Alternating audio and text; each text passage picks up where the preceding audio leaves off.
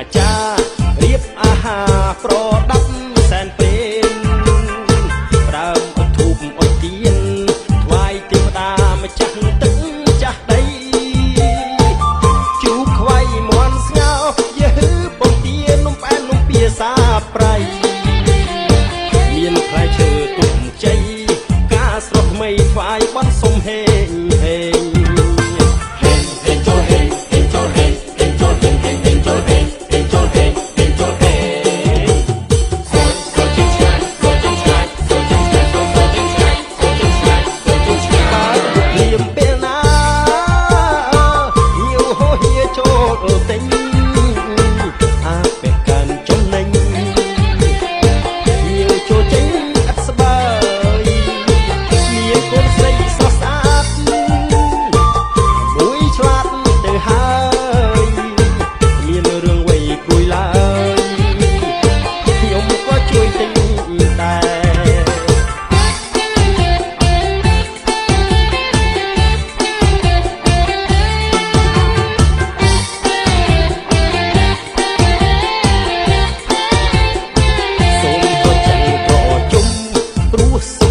សប្បាយគ្រប់ប្រាន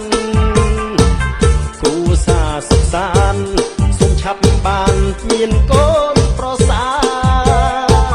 ជុំនោះជើងដៃទុំយប់ថ្ងៃជួយសពកិច្ចការតាំងចំកូនប្រសាដូចខ្ញុំនេះណាឲ្យធ្វើអីក៏ព្រម